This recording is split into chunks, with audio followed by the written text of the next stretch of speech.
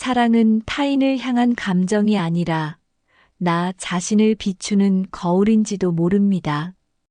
오늘 이야기는 사랑이 어떻게 자아를 각성시키는가에 대한 이야기입니다. 이제 시작합니다. 베아트리체. 내 친구를 다시 만나지 못한 채 방학이 끝날 무렵에 나는 장크트시로 갔다. 부모님이 함께 가진 세심함을 있는 대로 기울여 나를 어느 김나지움 선생님 집인 소년 하숙집에 맡겼다. 그때 나를 어떤 일들 속으로 들어가게 해놓았는지 알았더라면 부모님은 놀라서 몸이 굳었을 것이다. 시간이 가면서 내가 좋은 아들, 쓸모 있는 시민이 될 수 있을지 아니면 나의 본성이 다른 길들로 밀려갈지는 여전히 의문이었다. 부모님의 그늘, 정신의 그늘 속에서 행복해지려 한 나의 마지막 시도는 오래 걸렸고 가끔 성공하는 듯도 했지만 결국은 완전히 실패로 끝났다. 견진 성사를 마치고 나서 방학 동안에 내가 처음으로 느낀 묘한 공허와 고립감은 그렇게 빨리 지나가지 않았다. 고향과의 이별은 이상하도록 쉽게 이루어졌다. 더 슬프지 않아 사실은 부끄러웠다. 누이들은 이유 없이 울었다. 나는 울 수 없었다. 나 자신에게 놀랐다. 늘 감정이 풍부한 아이였는데, 바탕이 꽤 선한 아이였는데, 지금 나는 완전히 변해버렸다. 바깥 세계에 대해서는 전혀 아무런 관심도 없이 행동했으며, 여러 날을 자신의 내면에 귀 기울이고 강물 소리를 거기 내 마음속 지하에서 출렁이는 금지된 어두운 간물 소리를 듣는 데만 열중했다. 지난 반년 동안에 나는 매우 빨리 자랐다. 그리하여 키가 훌쩍 크고 마르고 미완성인 채 세계를 들여다보았다. 소년의 사랑스러움은 내게서 완전히 사라졌다. 사람들이 나를 별로 사랑할 수 없다는 것을 나 자신도 느꼈으며 스스로도 자신을 결코 사랑하지 않았다. 나는 막스 데미안에 대한 커다란 그리움을 자주 느꼈다. 그러나 어떤 때는 그를 미워하기도 했으며 몹쓸 병처럼 떠맡은 내 삶의 빈곤화를 그의 책임으로 돌리기도 했다. 하숙집에서 나는 처음에는 사랑받지도 주목받지도 못했다. 사람들은 처음에는 나를 놀리다가 그 다음에는 나로부터 물러났으며 나에게서 음침하고 패기 없는 사람, 불쾌한 괴짜를 보았다. 그런 역할을 하는 자신이 마음에 드러나는 그 역을 더 과장했으며 고독 속에 칩거했다. 남몰래 자주 비애와 절망이라는 사람을 좀먹는 발작에 짓눌렸는데도 그 고독은 바깥에서 보면 지극히 남자답게 세상을 경멸하는 것처럼 견고해 보였다. 학교에서는 새로 배우는 것 없이 집에서 쌓은 지식만 소모해 나갔다. 이 학급은 전에 다니던 곳에 비해 약간 진도가 뒤처져 있었고 나는 내 또래들을 다소 경멸적으로 어린아이들로 보는 습관을 길렀다. 한 해 남짓 그렇게 지나갔다. 방학이 되어 처음 집에 다녀갈 때도 새로울 것이 없었다. 기꺼이 다시 떠났다. 11월 초였다. 나는 날씨가 어떻든 짧은 산책을 하며 생각에 잠기는 습관을 들였다. 그런 산책길에 자주 희열 같은 것을 맛보았다. 우수와 세상에 대한 경멸과 자신에 대한 경멸로 가득한 희열이었다. 그렇게 나는 어느 저녁 축축하고 안개 낀 어스름에 도시 주변을 어슬렁어슬렁 거닐었다. 시립공원의 넓은 가로수 길이 완전히 버려진 채 나를 부르는 듯했다. 길에는 낙엽이 두껍게 쌓여 있었고 나는 어두운 쾌락을 느끼며 낙엽들을 발로 헤집었다. 축축하고 쌉쌀한 냄새가 났다. 멀리 있는 나무들이 안개를 뚫고 유령처럼 커다랗고 희미하게 불쑥불쑥 나타났다. 가로수 길 끝에서 나는 어정쩡하게 멈추어 서 검은 이파리 속을 응시하며 그 축축한 부패와 사멸의 향기를 탐닉하며 들이마셨다. 나의 내면에서 무언가가 응답하며 그 향기를 반겼다. 오, 삶의 맛은 얼마나 밍밍했던지. 곁길에서 어떤 사람이 다가왔다. 그의 외투가 바람에 나부꼈다. 나는 가던 길을 그대로 가려고 했다. 그때 그가 나를 불렀다. 어이, 싱클레어. 그가 따라왔다. 우리 하숙집에서 제일 나이가 많은 학생 알폰스 베크였다. 나는 그를 보면 좋았고 그에게 아무런 반감도 없었다. 그가 다른 모든 후배한테나 나한테나 늘 비꼬는 듯한 말투를 쓰고 아저씨처럼 군다는 것 말고는 그는 곰처럼 힘이 세다고 알려져 있었다. 우리 하숙집 주인도 꼼짝 못하게 제 손안에 넣었다는 것이었다. 그는 김나지움 학생들 사이에 떠도는 많은 소문의 주인공이었다. 여기서 대체 무얼 하지? 더 큰 사람들이 이따금씩 자기보다 어린 애들 중 하나에게 다가올 때의 어투로 그가 부침성 있게 물었다. 자, 어디 내기해 볼까? 너 시를 지었지? 그런 생각 안 했는데. 내가 무뚝뚝하게 잘났다. 그는 웃음을 터뜨리더니 내 곁에서 걸으며 이야기를 늘어놓았다. 내게 전혀 익숙지 않은 방식으로. 두려워할 필요 없어. 싱클레어. 내가 이해하지 못할까 하고 말이야. 사람이 이렇게 안개 속을 걷는다면, 이렇게 가을 생각에 잠겨서 말이야. 그럼 뭔가가 있는 거야. 그럴 때는 시를 즐겨 짓지. 난 벌써 알아. 물론 죽어가는 자연에 대해, 그리고 자연과 닮은 잃어버린 청춘에 대해 시를 짓지. 하일리히 하이네를 봐. 난 그렇게 감상적이지 않아. 내가 방어적으로 말했다. 그럼 좋도록 해. 그렇지만 이런 날씨에는 내 생각에 말이야. 술 한 잔 아니면 그 비슷한 것이 있는 조용한 장소를 찾는 게 낫겠어. 같이 가지 않겠어? 나는 지금 아주 외롭거든. 싫은 거야? 내가 굳이 모범생이고자 한다면, 이봐, 너를 유혹할 마음은 없어. 그 뒤 곧 우리는 어느 조그만 교회 술집에 앉아 품질이 수상한 포도주를 마시며 두꺼운 유리잔을 부딪혔다. 처음에는 별로 마음에 들지 않았지만 어쨌든 그것은 무언가 새로운 것이기는 했다. 나는 술에 익숙지 않았던 터라 곧 몹시 말이 많아졌다. 내 속에서 창문 하나가 활짝 열린 듯 했다. 세계가 들어오는 것 같았다. 얼마나 오래, 얼마나 끔찍하게 오래 나는 영혼에 관해 아무 말도 하지 못했던가. 나는 상상의 날개를 펴기 시작했고 그 한가운데서 카인과 아벨의 이야기를 화제거리로 내놓았다. 베크는 즐겁게 내 말에 귀 기울였다. 마침내 누군가가 내 말에 귀 기울이고 그에게 내가 무언가를 주었던 것이다. 그가 내 어깨를 두드리며 나를 굉장한 녀석이라고 불렀다. 그리고 나는 이야기하고 싶고 뭔가를 전하고 싶은 고이고 고인 욕구를 실컷 쏟아내는 기쁨과 인정받는다는 기쁨 연장자에게 다소 인정받는다는 기쁨에 가슴이 부풀어 올랐다. 그가 나를 천재적인 멋들어진 녀석이라고 불렀을 때는 그 말이 감미로운 독주처럼 영혼 속으로 번졌다. 세계가 새로운 색깔로 불탔다.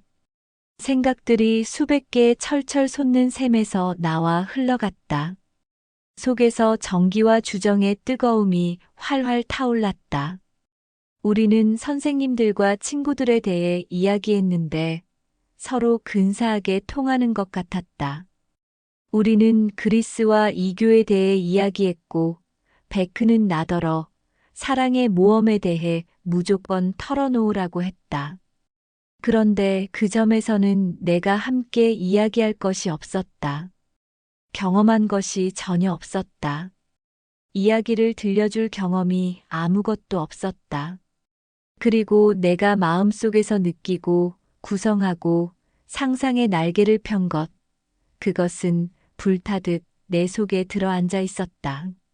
술로도 풀리지 않았으며 전달할 수 없었다. 여자에 대해서는 베크가 훨씬 더 아는 게 많았다. 그리고 나는 열이 올라 그런 동화 같은 이야기들에 귀 기울였다. 나는 그곳에서 믿을 수 없는 것을 들었다. 결코 가능하다고 여기지 않았던 것이 밋밋한 현실 속으로 들어왔고 자명해 보였다. 알폰스 베크는 아마 18살일 텐데 벌써 경험이 많았다. 그 가운데는 소녀들과의 일이 이러저러하다는 것도 있었다. 소녀들은 자기들에게 아첨하고 예절 바르게 구는 것만 바라는데 그것이 실로 근사하기는 해도 진짜는 아니라는 것이었다. 그래서 더 큰 성공은 나이 든 부인들에게서 기대할 수 있다는 것이었다. 예를 들면 문구점을 하는 야겔트 부인, 그 부인하고는 이야기가 통하는 것 같으며 그 가게 계산대 뒤에서 벌써 무슨 일들이 있었는지는 책에서도 볼 수 없다는 것이었다. 나는 완전히 매료되어 멍하니 앉아 있었다. 아무튼 나라면 야겔트 부인을 곧바로 사랑할 수는 없었으리라. 하지만 어쨌든 그것은 들어본 적 없는 이야기였다. 그곳에는 내가 꿈꾸어 본 적도 없는 원천이 적어도 좀 더 나이 든 사람들에게는 있는 것 같았다. 어딘가 틀린 대목이 있기는 했다. 그리고 그 모든 것의 맛은 내가 생각한 사랑의 맛보다는 보잘것없고 일상적이었다. 그러나 어쨌든 그것은 현실이었다. 삶이고 모험이었다. 그것을 이미 경험했고 그것을 당연한 일로 보는 사람이 내 곁에 앉아 있었다. 우리의 대화는 약간 수준 낮은 것이었고 무언가가 빠져 있었다. 나는 이제 더 이상 천재적인 작은 사나이가 아니었다. 아직 그저 어른의 말에 귀 기울이고 있는 소년일 뿐이었다. 그러나 그것은 몇 달 동안의 내 삶보다는 근사하고 낙원 같았다. 그 밖에도 술집에 앉아 있는 것부터 우리가 이야기하고 있는 것까지 그 모든 것이 내가 비로소 서서히 느끼기 시작한 대로 금지된 것이었다. 엄격하게 금지된 것이었다. 아무튼 나는 그 가운데서 뜨거운 감정을 맛보고 혁명적 파격을 맛보았다. 그날 저녁을 지금도 똑똑하게 기억한다. 우리 둘이 느지막이 흐릿하게 타고 있는 가스등을 지나 서늘하고 축축한 어둠 속에서 집으로 가는 길에 접어들었을 때 나는 처음으로 취해 있었다. 근사하지는 않았다. 극도로 고통스러웠다. 그렇지만 그것에는 또한 무언가가 있었다. 하나의 매력, 감미로움이 있었다. 그것은 반란이며 비위였다. 삶이며 정신이었다. 나보고 머리 꼭대기에 피도 안 마른 초보라고 호되게 욕하면서도 베크는 나를 용감하게 떠맡았다. 나를 절반은 떠매고 집으로 데려갔다. 집에 가서는 열린 복도 창문으로 나를 살짝 집어넣고 자기도 그렇게 숨어 들어왔다. 잠깐 죽은 듯 잠을 잔 후 나는 고통스럽게 깨어났다. 술이 깨자 멍한 고통이 나를 엄습했다. 나는 침대에 앉아 있었다. 낮에 입었던 셔츠를 아직도 입고 있고 내 옷가지와 신발은 바닥에 널려 있고 담배 냄새와 토사물 냄새가 났다. 두통과 메스꺼움과 심한 갈증 사이에서 내가 오래 직시하지 않던 영상 하나가 떠올랐다. 고향과 부모님 집, 아버지, 어머니, 누이들과 정원이 보였다. 조용하고 아늑한 내 침실이 보였다. 학교와 시장 광장이 보였다. 데미안과 견진 교리 수업 시간들이 보였다. 그리고 그 모든 것은 환했다. 모든 것이 흐르는 광채로 에워싸여 있었다. 모든 것이 놀라웠다. 신성하고 깨끗했다. 그리고 모든 것이 어제만 해도 몇 시간 전만 해도 나의 것이었고, 나를 기다렸는데, 지금 이 시각에는 타락하고 저주받았다는 것을 알게 되었다. 더 이상 내 것이 아니었다. 나를 밀쳐내고 있었다. 구역질을 하며 나를 주시하고 있었다.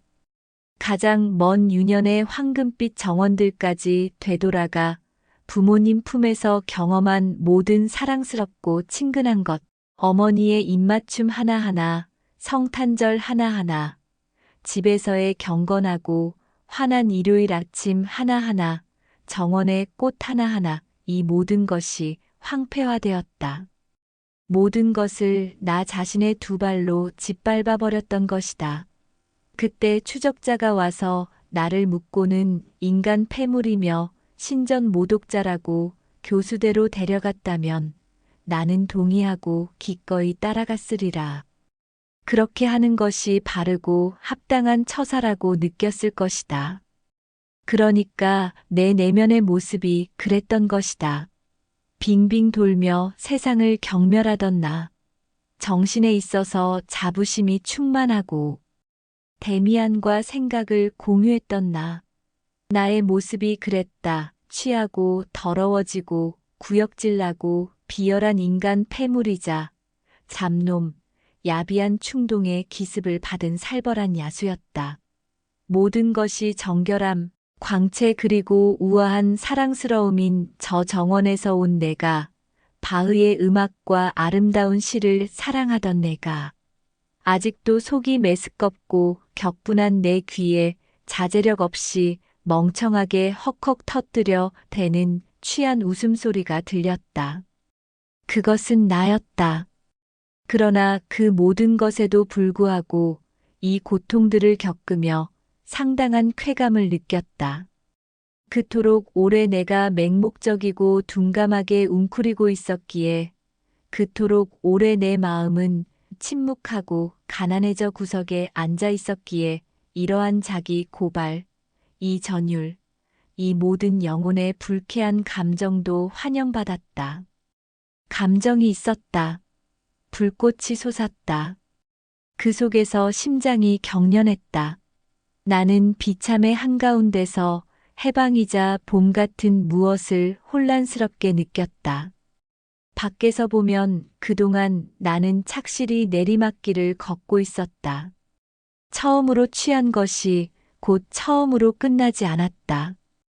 우리 학교 학생들은 술집 출입이 잦았고 행패를 부리기도 했다. 그런데 가담하는 학생들 가운데 나는 제일 어린 축에 들었다. 그러나 나는 더 이상 끼워주는 어린애가 아니라 주모자여, 스타였다. 유명하고 대담무쌍한 술집 출입객이었다. 나는 다시 어두운 세계, 악마 소속이었고 그 세계에서 명사였다. 그러면서도 기분은 참담했다. 나는 자신을 파괴하는 방탕 속에서 살아갔다. 학교에서는 지도자이자 굉장한 녀석으로 대단히 과단성 있고 재치 있는 녀석으로 인정받은 반면 내 마음속 깊은 곳에서는 두려움으로 가득한 영혼이 불안으로 퍼덕이고 있었다. 어느 일요일 오전에 어느 술집을 나서다 길거리에서 아이들이 노는 모습을 보고서 눈물 흘린 일을 지금도 기억한다.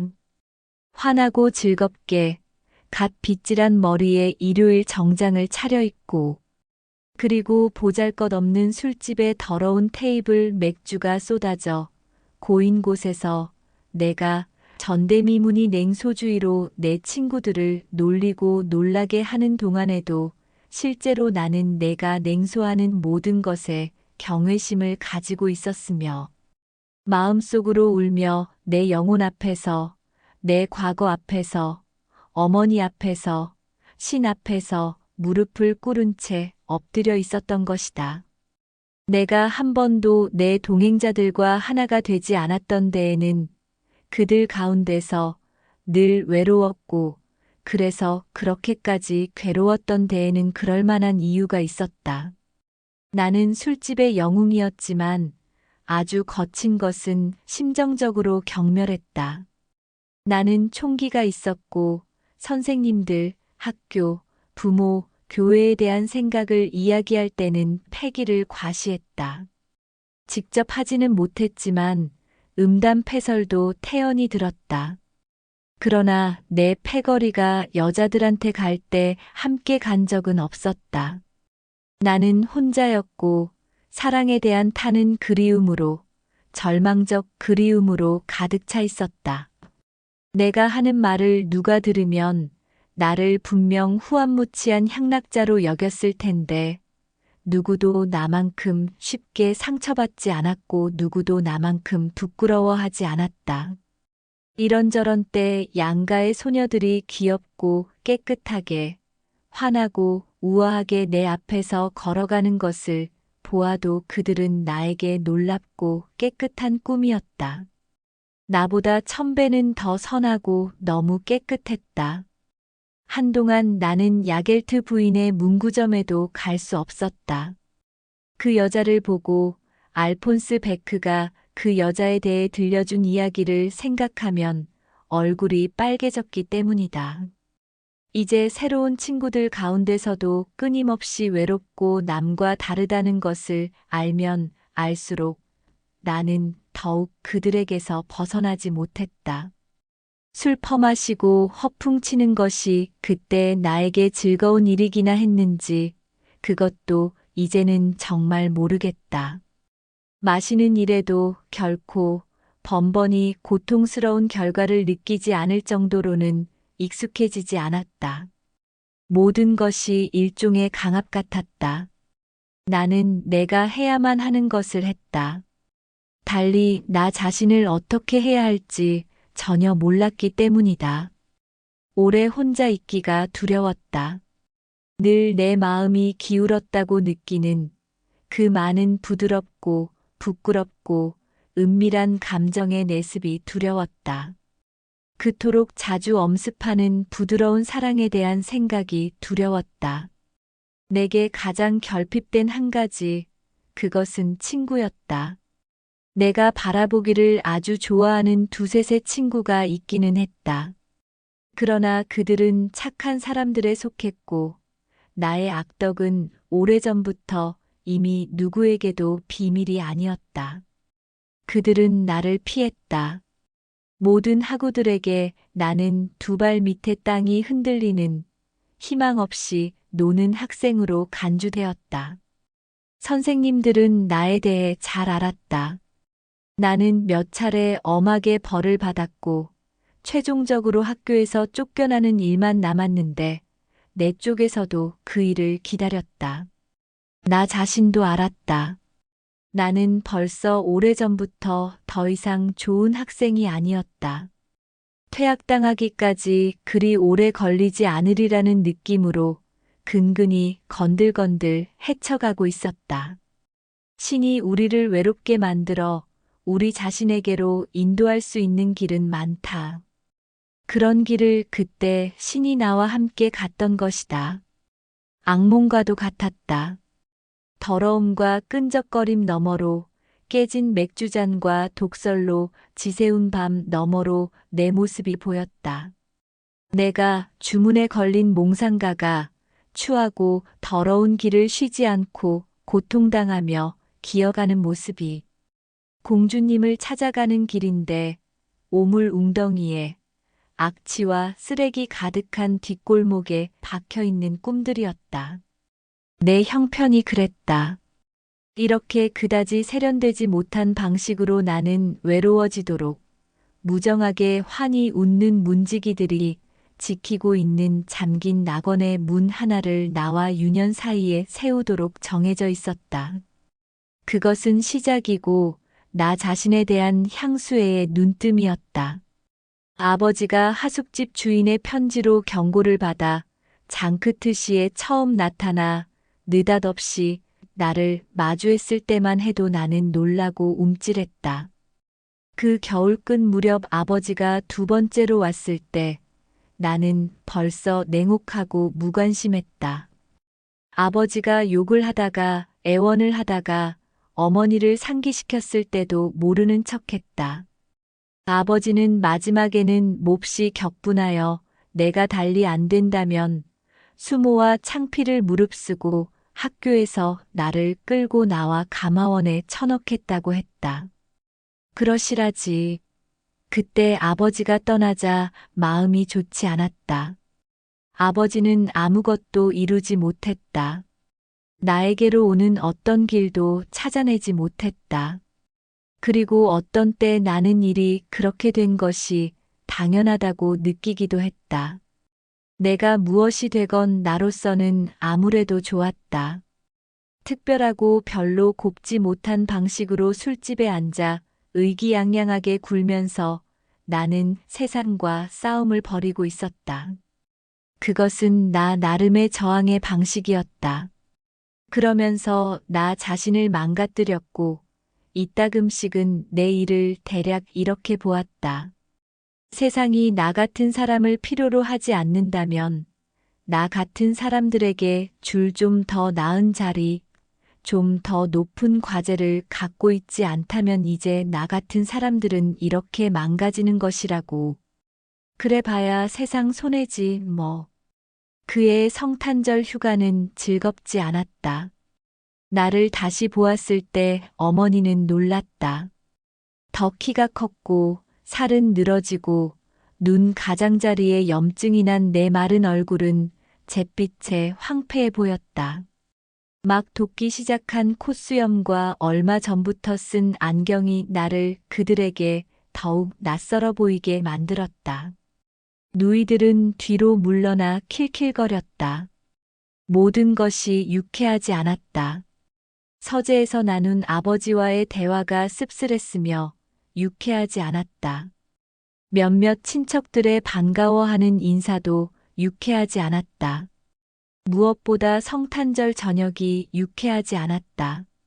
성탄절이란 내가 태어난 이래 우리 집에서 가장 성대한 날이었다. 잔치 분위기, 사랑과 감사의 저녁, 부모님과 나의 유대를 새롭게 하는 저녁이었다. 이번에는 모든 것이 다만 마음을 짓누르고 당황하게 만들 뿐이었다. 여느 때처럼 아버지는 벌판의 양치기에 관한 복음서를 읽었다. 그들은 바로 그곳에서 양떼를 지켰다. 여느 때처럼 누이들은 환히 웃으면서 그들의 선물이 놓인 탁자 앞에 서 있었다. 그러나 아버지의 음성은 즐겁지 않았고 얼굴은 늙고 짓눌려 보였으며 어머니는 슬퍼했다. 그리고 나에게는 모든 것, 선물과 덕담, 복음서와 크리스마스 트리 그 모두가 거북하고 원하지 않은 것이었다. 후추와 꿀이 든 랩케이크에서는 달콤한 냄새가 났고 그보다 더 감미로운 추억의 뭉게구름이 콸콸 흘러나왔다. 전나무는 향기를 풍기며 이제는 존재하지 않는 것들에 대해 이야기했다. 나는 그 저녁과 휴일의 나날이 어서 끝나기만 바랐다. 온 겨울이 그렇게 갔다. 바로 얼마 전에 나는 교무회로부터 심각한 경고를 받았다. 퇴학의 위험이 임박해 있었다. 오래 걸리지는 않을 터였다. 그럼 좋으실 대로 나야 별로 이의가 없었다. 막스 데미안에게는 특별한 유감이 있었다. 그를 그동안 한 번도 보지 못했다. 나는 그에게 장크트시에서의 학창시절 초기에 2번 편지를 썼지만 답장을 받지 못했다. 그래서 방학 때도 찾아가지 않았다. 가을에 알폰스 베크와 만났던 공원에서 초봄에 있었던 일이다. 어떤 소녀가 내 눈에 띈 것은 가시나무 울타리가 막 초록이 되기 시작할 때였다. 꺼림칙한 생각과 근심으로 가득한 채 나는 혼자 산책하고 있었다. 건강이 나빠진 데다 지속적으로 돈에 쪼들렸기 때문이다. 하구에게 빚을 졌는데 집으로부터 또 조금 받아내자면 필요 불가결한 지출을 꾸며 내야만 한 데다 몇몇 가게에 담배나 그 비슷한 물건들의 외상도 불어가고 있었다. 이 근심이 몹시 심각해지지 않았지만 머지않아 이곳에 있는 것도 끝이 나고 내가 물속으로 들어가든지 가마원으로 보내지면 이 몇 가지 소소한 일들도 결코 문제되지 않았을 테니 말이다. 그러나 나는 내내 그런 아름답지 못한 일들과 똑바로 대면하고 살면서 그것들에 시달렸다. 그 봄날 공원에서 나의 시선을 강하게 끄는 소녀를 만났다. 그녀는 키가 크고 날씬했으며 옷차림이 멋지고 영리한 소년의 얼굴이었다. 나는 첫눈에 곧바로 그녀가 마음에 들었다. 그녀는 내가 좋아하는 유형으로 나의 상상력을 바쁘게 했다. 그리고 나보다 별로 나이가 더 들어 보이지 않았지만 훨씬 성숙하고 고상하고 윤곽이 뚜렷하고 벌써 숙녀가 다 된 터였다. 그러면서도 내가 지독하게 좋아하던 오만과 소년다움의 흔적이 얼굴에 있었다. 나는 그때까지 마음을 빼앗긴 여성에게 성공적으로 접근한 적이 없었는데 이 소녀도 마찬가지였다. 그러나 그 인상은 이전의 모든 여성들보다 더 깊었고 이번에 빠진 사랑이 나의 삶에 미친 영향은 강력했다. 갑자기 다시 하나의 영상이 존경할 만하고 드높은 영상이 내 앞에 서 있었다. 그런데 나의 내면에서는 그 어떤 욕구도, 그 어떤 충동도 외경과 숭배만큼 깊고 격렬하지 않았다. 나는 그녀에게 베아트리체라는 이름을 주었다. 단테는 읽지 않았지만 베아트리체에 대해서는 알았다. 어느 영국 그림에서 봤는데 그 복제품을 내가 간직하고 있었다. 그 그림은 영국 라파엘 전파의 소녀상으로 팔다리가 몹시 길고 날씬하며 얼굴도 작고 길었으며 두 손과 표정은 영혼이 깃든 분위기로 표현되어 있었다. 내가 사랑한 날씬한 자태와 소년다움을 보여주고 영혼이 깃든 분위기를 얼굴에 조금 띄고 있었음에도 나의 아름다운 젊은 소녀는 그 소녀상과 똑같지는 않았다. 베아트리체와 단 한마디도 말을 나눈 적은 없다. 그럼에도 그녀는 당시 나에게 지극히 깊은 영향을 주었다. 자신의 영상을 내 앞에 내세워 보여준 것이다. 나에게 성소를 열어주었다. 나를 사원 안의 기도자로 만들었다. 그날로 나는 술집 출입과 밤에 나돌아다니는 일로부터 멀어졌다. 나는 다시 혼자 있을 수 있었다. 다시 책을 즐겨 읽고 즐겨 산책했다. 나의 갑작스러운 변화는 충분한 조소를 받았다. 그러나 이제 나는 무언가를 사랑하고 숭배해야 했다. 다시 하나의 이상을 가졌던 것이다. 삶은 다시 예감과 비밀에 찬 영롱한 여명이었다. 그 점이 나를 조소에 무관심하게 만들었다. 나는 다시 나 자신에게로 편안히 안착했다. 비록 오로지 존경하는 영상의 노예이자 봉사자가 되어서였지만 얼마만큼의 감동 없이는 그 시절을 회상할 수 없다. 나는 부서진 삶의 한 시기의 폐허들로부터 자신을 위해 하나의 환한 세계를 지으려 더없이 열렬하게 다시 노력했다.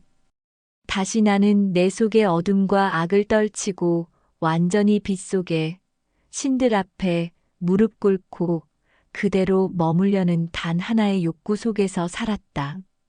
하여튼 지금의 이 환한 세계는 어느 정도 나 자신이 창조한 것이었다. 어머니에게로 그리고 책임 없는 아늑함 속으로 다시 도망쳐가고 기어드는 것이 아니었다.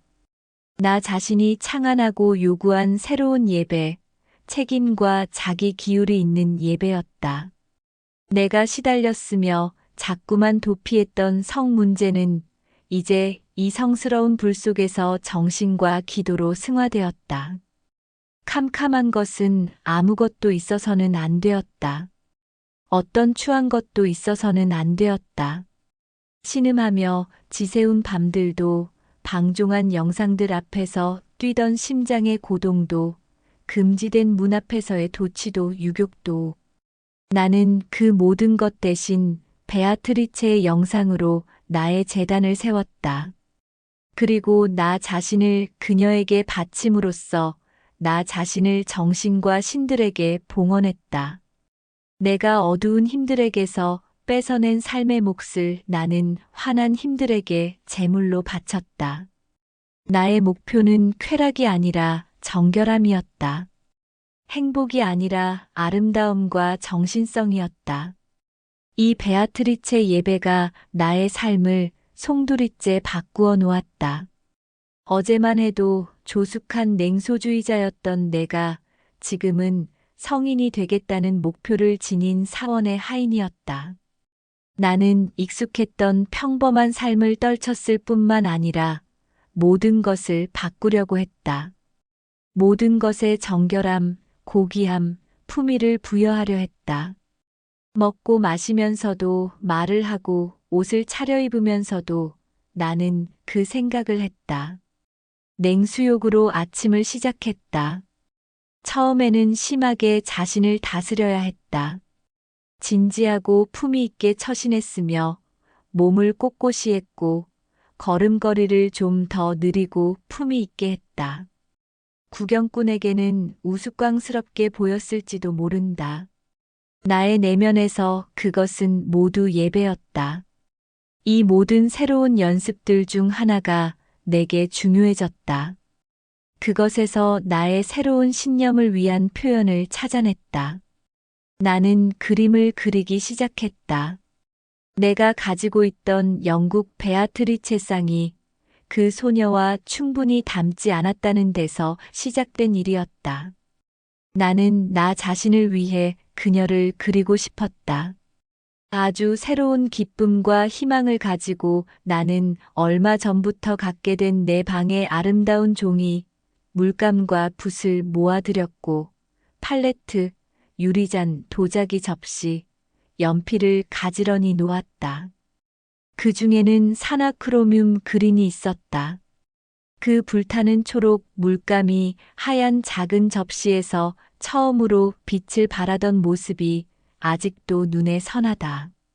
나는 조심스럽게 시작했다. 얼굴을 그리기가 어려워 우선 다른 것으로 시험해 보았다. 장식품, 꽃 그리고 작은 상상의 풍경, 예배당 옆에 있는 나무 한 그루, 사이프러스 나무들이 있는 로마의 다리를 그렸다. 때로는 이 장난짓에 완전히 정신없이 빠져들어 크레파스를 선물 받은 어린아이처럼 행복해했다. 마침내 나는 베아트리체를 그리기 시작했다. 나뭇잎 몇 개는 완전히 실패하여 버렸다. 때때로 거리에서 마주친 그 소녀의 얼굴을 떠올려 보려 할수록 더 잘 되지 않았다. 마침내 나는 소녀를 그리는 것을 포기하고 그냥 얼굴 하나를 그리기 시작했다. 환상에 따라 시작만 해놓고는 붓 가는 대로 물감과 붓에서 저절로 나오는 선에 따라 그렸다. 그렇게 나온 것은 내가 꿈꾸던 얼굴이었다. 별로 불만족스럽지 않았다. 그렇지만 나는 즉시 계속 시도했다. 새로운 종이 한 장 한 장이 그 무언가를 더 분명하게 말했다. 비록 결코 실물에 가깝지는 않아도 그 유형에는 가까워져 갔다. 나는 점점 더 몽환적인 분놀림으로 대상이 없는 장난 같은 더듬음에서 무의식에서 나오는 선을 긋고 면을 채우는데 익숙해져 갔다. 마침내 어느 날 거의 무의식적으로 얼굴 하나를 완성했는데 전에 그린 것들보다 더 강하게 나에게 말을 던져왔다. 그것은 그 소녀의 얼굴이 아니었고 결코 그럴 수도 없었다. 무언가 다른 것, 무언가 비현실적인 모습이었다. 그렇지만 그렇다고 가치가 덜하지 않았다. 그것은 소녀의 얼굴이기보다는 오히려 청년의 머리처럼 보였다. 머리카락은 나의 예쁜 소녀처럼 환한 금색이 아니고 불그스름한 기운이 도는 갈색이었고 턱은 강하고 윤곽이 뚜렷했으며 입은 붉게 꼼피어 있었다. 그 모든 것이 다소 뻣뻣하고 가면 같았지만 인상적이고 신비스러운 생명으로 가득했다. 완성된 그림 앞에 앉아 있자니 기이한 인상을 받았다. 그것은 내게 일종의 신상 혹은 성인의 가면처럼 보였다. 절반은 남자고 절반은 여자이며 나이가 없고 의지가 굳세면서도 몽상적이며 굳어 있으면서도 남모르게 생명력 있어 보였다. 이 얼굴은 나에게 무언가 할 말이 있는 듯 했다. 그것은 나의 일부였다. 나에게 요구를 내세웠다. 그리고 누군지는 모르겠지만 그 누군가와 비슷했다. 그때부터 그 초상이 한동안 나의 모든 생각을 따라다니며 나의 삶을 함께했다. 나는 그것을 서랍에 감추어 두었다. 아무도 그것을 훔쳐보고 그것 가지고 나를 비웃게 해서는 안 되었던 것이다. 그러나 혼자 내 작은 방 안에 있을 때면 나는 곧바로 그 그림을 꺼내어 들여다보곤 했다. 저녁에는 침대에서 마주 보이는 벽지 위쪽에 핀으로 붙여놓고 잠들 때까지 바라보았으며 아침이면 나의 첫 눈길이 그곳으로 갔다. 바로 그 시절에 나는 어린아이 때 늘 그랬듯이 다시 꿈을 많이 꾸기 시작했다. 여러 해 동안 꿈을 꾸지 않았던 것 같다. 이제 꿈이 다시 나타났다. 전혀 새로운 종류의 영상들 그리고 매우 자주 그 초상이 꿈속에서 떠올랐다. 살아서 이야기하며 친절하거나 적대적으로 어떤 때는 얼굴을 찡그렸고 어떤 때는 무한히 아름답고 조화롭고 고귀했다. 그리고 어느 아침 그런 꿈들을 꾸다 깨어났을 때 나는 갑자기 그 그림의 실체를 알아보았다. 그 그림은 참으로 기막히도록 친숙하게 나를 바라보고 있었다. 내 이름을 부르는 것 같았다. 나를 잘 아는 것 같았다. 어머니처럼 아득한 시절부터 내내 나를 향해 있었던 것 같았다. 가슴이 뛰는 것을 느끼며 나는 그림을 응시했다. 순 많은 갈색 머리카락을, 절반쯤 여자의 것인 입술을, 특별하게 밝은 뚜렷한 이마를, 그리고 점점 더 분명하게 인식을, 재발견을, 알을 느꼈다. 나는 자리에서 벌떡 일어났다. 그 얼굴 앞에 서서 아주 가까이에서 그것을 바라보았다. 크게 뜬 초록빛 도는 굳은 두 눈을 들여다보았다. 오른쪽 눈이 다른 쪽보다 약간 더 높이 있었다. 그런데 문득 그 오른쪽 눈이 찡긋했다. 가볍고 섬세하게, 그러나 분명하게 찡긋했다. 그리고 이 찡긋거림 덕에 나는 그림을 알아보았다. 어떻게 내가 그것을 그렇게 늦게야 비로소 찾아낼 수 있었단 말인가. 그것은 데미안의 얼굴이었다.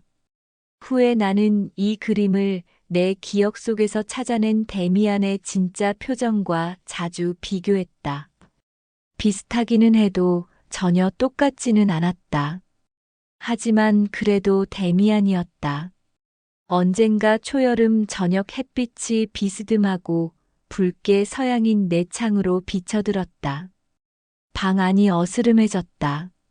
그때 베아트리체 혹은 데미안의 초상을 창문 가운데 교차하는 창살에 핀으로 꽂아놓고 석양이 그것으로 비쳐들면 어떤지 봐야겠다는 생각이 들었다. 얼굴은 윤곽이 흐릿해졌지만 불그스름하게 태둘린 눈, 환한 이마와 진웅의 입이 종이 면으로부터 튀어나와 속속들이 야성적으로 자결하였다. 나는 빛이 사라지고 나서도 오랫동안 그것을 마주보고 앉아 있었다. 그런데 차츰차츰 그것이 베아트리체도 데미안도 아니며 나라는 느낌이 왔다. 그 그림은 나를 닮지 않았으며 그럴 리도 없다고 느꼈다. 그러나 그것은 나의 삶을 결정하는 것이었다. 그것은 나의 내면, 나의 운명 혹은 내 속에 내재하는 수호신이었다. 만약 내가 언젠가 다시 친구를 찾아낸다면 내 친구의 모습이 저러리라. 언제 애인을 얻게 된다면 내 애인의 모습이 저러리라. 나의 삶이 저럴 것이며 나의 죽음이 저럴 것이다. 이것은 내 운명의 울림이자 리듬이었다. 그 몇 주 동안 나는 책을 한 권 읽기 시작했는데 전에 읽은 모든 것보다 더 깊은 인상을 받았다. 나중에도 책을 그렇게 경험한 일은 드물었다. 어쩌면 니체나 그랬을지. 그것은 노발리스의 책으로 편지와 잠언들이 들어 있었는데 그중 많은 것을 이해하지 못했는데도 모든 것이 말할 수 없이 나를 매혹하고 긴장시켰다. 잠언 하나가 아직도 생각난다. 그 잠언을 펜으로 초상화 밑에 적어 놓았다. 운명과 심성은 하나의 개념에 붙여진 두 개의 이름이다. 그 말을 그때 이해했다. 베아트리체라고 부른 소녀는 여전히 자주 마주쳤다. 이제는 아무런 동요를 느끼지 않았다. 그러나 늘 한 가닥 부드러운 일치감, 한 가닥 감정 넘치는 예감을 느꼈다. 넌 나와 연결돼 있어. 그러나 너 말고 내 영상만 말이야. 넌 내 운명의 일부거든. 막스 데미안에 대한 그리움이 다시 거세졌다. 나는 그에 대해서 아무것도 몰랐다. 몇 해째 아무것도 모르고 지냈다. 딱 한 번 방학 때 그를 맞닥뜨렸다. 이 짧은 만남을 내 기록에서 일부러 빠뜨렸다는 것을 지금 알겠다. 그것이 부끄러움과 허영심에서 일어난 일이었다는 것도 알겠다. 만회해야겠다. 한 번은 방학 중에 권태롭고 늘 다소 피곤한 얼굴로, 즉 술집을 드나들던 시절의 얼굴로 고향 도시를 어슬렁거리며 산책용 지팡이를 빙빙 돌리며 속물들의 변함없이 똑같은 경멸스러운 늙은 얼굴들을 들여다보고 있는데 그때 내 옛 친구가 맞은편에서 걸어왔다. 그를 보자마자 나는 움찔했다. 그리고 번개처럼 재빨리 프란츠 크로머를 생각했다. 데미안이 그 이야기를 정말로 잊어버렸기를. 그에게 의무를 지고 있다는 것이 무척 불쾌했다. 사실 정말이지 멍청한 어린애들 이야기였다. 그래도 마음에 빚이 있기는 했다. 데미안은 내가 그에게 인사하려는 것인지 보려고 기다리는 것 같았다. 내가 될 수 있는 대로 태연하게 인사를 하자 그가 손을 내밀었다. 그것은 다시금 그다운 악수였다. 그렇게 굳고 따뜻하고 그러면서도 서늘하고 남자다웠다. 그가 주에 깊게 내 얼굴을 들여다보며 말했다. 너 컸구나, 싱클레어. 그 자신은 전혀 달라 보이지 않았다. 똑같이 나이 들고 똑같이 어렸다. 언제나 그렇듯이. 우리는 함께 산책을 하며 온통 소소한 일들에 대해서만 이야기했고 당시에 대해서는 아무 말도 하지 않았다. 내가 그에게 언젠가 몇 번 편지를 썼는데 답장받지 못한 일이 생각났다. 아, 그가 그것도 잊어버렸으면 좋을 텐데, 그 멍청한 편지들을. 그는 그것에 대해서도 아무 말이 없었다. 당시에는 베아트리체도 초상도 존재하지 않았다. 나는 아직 내 황량한 시절 한가운데 있었다. 교회에서 나는 그에게 함께 술집에 가자고 했다. 그가 따라왔다. 나는 떠벌리면서 술 한 병을 시키고 따르고 잔을 부딪히며 대학생식의 음주 관습들에 익숙하다는 것을 과시했다. 첫 잔을 단숨에 비우기도 했다. 술집에 많이 가는구나? 그가 나에게 물었다. 아, 그래. 내가 굼뜨게 대답했다. 달리 무얼 하겠어? 그게 결국은 그래도 늘 제일 신나는 일이잖아. 그렇게 생각해? 그럴 수도 있겠지.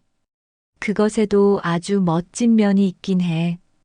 도치, 바쿠스적인 것. 하지만 내가 보기에 그런 멋진 요소는 술집에 많이 앉아 있는 대부분의 사람들에게서 완전히 사라진 것 같아. 바로 술집 출입이야말로 뭔가 정말 속물적인 것 같다는 느낌이 들어. 그래, 하룻밤 불타는 횃불을 들고 제대로 된 멋진 도치와 비틀거림으로. 그거야 좋지. 하지만 그렇게 홀짝홀짝 한 잔 한 잔 마셔대는 건 아마 진짜가 아닐걸? 이를테면 저녁이면 저녁마다 단골 술집 테이블에 앉아 있는 파우스트를 상상할 수 있겠어? 나는 술을 마시고 저기에 차그를 바라보았다. 그래, 그렇지만 누구나 파우스트 같은 사람은 아니잖아. 내가 짧게 말했다. 그가 약간 어리둥절해하며 나를 바라보았다. 그러더니 웃었다. 예전의 신선함과 우월함을 보이며. 자, 뭐하러 그런 걸 가지고 너와 다투겠니? 아무튼 술꾼이나 방탕아의 삶은 아마도 나무랄 데 없는 시민의 살보다 생기가 있겠지. 그런데 언젠가 읽었는데 말이야. 방탕아의 삶은 신비주의자를 위한 최고의 준비 가운데 하나라는군. 예언자가 된 성 아우구스티누스 같은 사람들이 늘 있기도 하고 말이야. 성 아우구스티누스는 한때 향락주의자이자 방탕하였지. 나는 미심쩍었으며 결코 그로부터 훈계를 듣고 싶지 않았다. 그래서 권태롭다는 듯 말했다. 그래, 누구든 자기 취향에 따르겠지. 털어놓고 고백하면 나는 예언자 같은 무엇이 되는 일 따위에는 전혀 관심 없어. 데미안이 눈을 가느스름하게 뜨고 알겠다는 듯 나를 쏘아보았다. 이봐, 싱클레어. 그가 천천히 말했다. 너한테 유쾌하지 않은 말을 하려는 건 아니었어. 아무튼 어떤 목적으로 내가 지금 술을 마시는지는 우리 둘 다 알 수 없어. 하지만 너의 인생을 결정하는 내 안에 있는 것은 그걸 벌써 알아. 이걸 알아야 할 것 같아. 우리 속에는 모든 것을 알고 모든 것을 하고자 하고 모든 것을 우리 자신보다 더 잘 해내는 어떤 사람이 있다는 것 말이야. 미안하지만 난 집에 가봐야겠다. 우리는 짧게 작별 인사를 했다. 나는 기분이 몹시 언짢은 채 그대로 앉아 잔을 다 비웠다. 술집을 나설 때 데미안이 벌써 계산을 했다는 것을 알았다.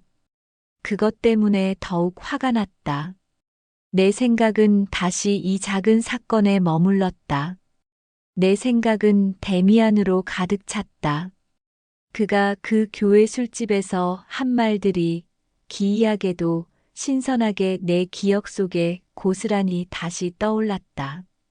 이걸 알아야 할 것 같아. 우리 속에는 모든 것을 아는 어떤 사람이 있다는 것 말이야. 나는 창문에 걸려 있는 이제는 빛이 완전히 사라진 그림을 쳐다보았다. 빛이 사라졌는데도 보였다. 두 눈은 아직도 활활 타고 있었다. 그것은 데미안의 시선이었다. 혹은 내 속에 있는 사람, 모든 것을 아는 그 사람이었다. 데미안이 얼마나 그리웠던가. 그에 대해서는 아무것도 몰랐다. 그는 연락이 되지 않는 사람이었다. 내가 아는 것은 아마도 지금은 어딘가에서 대학을 다니고 있다는 것. 그의 김나지움 시절이 끝나고 나서 그의 어머니가 우리 도시를 떠났다는 것뿐이다. 크로머와의 이야기로 돌아가기까지 나는 내 마음속에서 막스 데미안에 대한 모든 추억을 찾았다. 얼마나 많은 것이 그때 다시 울리기 시작했는지, 그가 언젠가 나에게 해준 말이나 그 밖의 모든 것이 오늘까지도 의미가 있었고 당면 문제였으며 나에게 관계되었다. 그다지 즐겁지 않았던 우리의 마지막 만남에서 그가 방탕자와 성인에 대해 말한 것도 갑자기 내 영혼 앞에 환하게 떠올랐다. 나도 꼭 그렇게 된 것 아니었을까? 나는 취기와 더러움 속에서, 마비와 상실 속에서 산 것이 아니었을까? 마침내 새로운 인생의 충동에 의해 바로 반대의 것이 정결함의 욕구, 성스러움의 동경이 내 마음속에서 살아날 때까지 그렇게 계속 기억을 따라갔다. 벌써 오래전에 밤이 되었고 바깥에서는 비가 내리고 있었다. 내 기억 속에서도 빗소리가 들렸다. 그것은 마로니의 나무들 밑 그가 언젠가 프란츠 크로머 때문에 나한테 캐묻고 나의 첫 비밀들을 알아맞힌 때였다. 하나하나가 나타났다. 학교 가는 길에서의 대화들, 견진 교리 수업 시간들, 그리고 마지막으로 막스 데미안과의 첫 만남이 떠올랐다. 그때는 무엇이 문제되었던가? 나는 얼른 대답이 떠오르지 않았다. 천천히 생각했다. 그 생각에 완전히 침잠했다. 그런데 이제 다시 떠올랐다. 우리 집 앞에 서 있었다. 그가 나에게 카인에 대한 자신의 의견을 알려준 뒤였다. 그곳에서 그는 우리 집 현관문 위에 붙어 있는 밑에서부터 위쪽으로 넓어지는 마감석에 새겨진 오래되어 마모된 문장에 대해서 말했다. 그가 말했다. 그 문장이 흥미롭다고, 그런 것들에 유의해야 한다고. 그날 밤 나는 데미안과 문장 꿈을 꾸었다. 문장의 모습이 끊임없이 바뀌었다. 데미안이 그것을 두 손에 들고 있었다. 작고 회색인가 하면 거대하고 여러 색깔이다. 그러나 데미안은 그렇지만 그것이 언제나 똑같은 것이라고 설명해 준다. 그러나 마침내 그가 나에게 억지로 문장을 먹였다. 그것을 삼키자 삼킨 문장이 내 속에 살아있어 나를 다 채우고 안에서부터 나를 파먹어 오기 시작하는 것이 느껴져 나는 엄청나게 놀랐다. 죽음에 대한 두려움으로 가득해진 나는 펄쩍 뛰어 일어나며 잠에서 깨었다. 잠이 싹 달아났다. 한밤중이었다. 방 안으로 비가 들이치는 소리가 들렸다. 나는 창문을 닫으려고 일어났다. 그러다 방바닥에 떨어져 있는 무언가 환한 것을 밟았다. 아침에 보니 그것은 내가 그린 그림이었다. 그림은 종이가 축축해진 채 방바닥에 놓여 있고 불룩하게 뒤틀려 있었다. 마르라고 그림을 앞지 사이에 끼워 무거운 책 속에 펴넣었다. 다음 날 다시 찾아보니 말라 있었다. 그러나 그림이 달라져 있었다. 붉은 잎이 바래고 약간 좁아져 있었다. 이제 완전히 데미안의 입이었다. 새 종이에 문장의 새를 그리기 시작했다. 새가 원래 어떤 모습이었는지 이제는 똑똑히 알 수 없었고 그 가운데 몇 가지는 내가 아는 바로는 가까이에서도 이제 잘 알아볼 수 없기도 했다. 문장이 낡은 데다가 자주 페인트를 덧칠했기 때문이다. 그 새는 무언가의 위에 서 있거나 앉아 있었는데 어쩌면 한 송이 꽃 아니면 광줄이나 둥우리 혹은 화관 위였는지도 모른다. 그것을 더는 신경 쓰지 않고 뚜렷한 표상을 가진 것에서부터 시작했다. 명확하지 않은 욕구에 따라 나는 즉시 강한 색채로 시작했다. 새의 머리는 내 도화지 위에서 황금빛이었다. 기분 내키는 대로 계속해서 며칠 내로 완성했다. 이제 그것은 날카롭고 대담한 매의 머리를 가진 한 마리 맹금이었다. 몸의 절반은 어두운 지구 땅덩이 속에 박혀 있는데 커다란 알에서부터인 듯 땅덩이에서 나오려고 푸른 하늘 바탕 위에서 애쓰고 있었다. 그림을 꽤 오래 물끄러미 바라보고 있자니 점점 더 마치 내 꿈속에서 나타났던 색깔 있는 문장 같았다. 데미안에게 편지를 쓰는 일은 나로서는 불가능했던 것 같다. 설령 어디로 보내야 하는지 알았더라도 말이다. 그러나 당시에 내가 매사를 처리했던 것과 똑같이 꿈 같은 예감에 사로잡혀 보낸 그림이 그에게 닿든 닿지 않든 간에 그에게 매 그림을 보내기로 결정했다. 그림에는 아무것도 쓰지 않았다. 내 이름도 쓰지 않았다.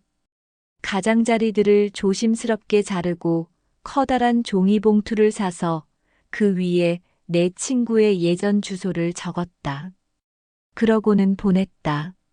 시험이 다가오고 있었고 나는 여느 때보다 더 학업을 위해 공부해야만 했다. 내가 형편없는 방황을 갑자기 청산하고부터 선생님들이 너그럽게도 나를 다시 받아들였다.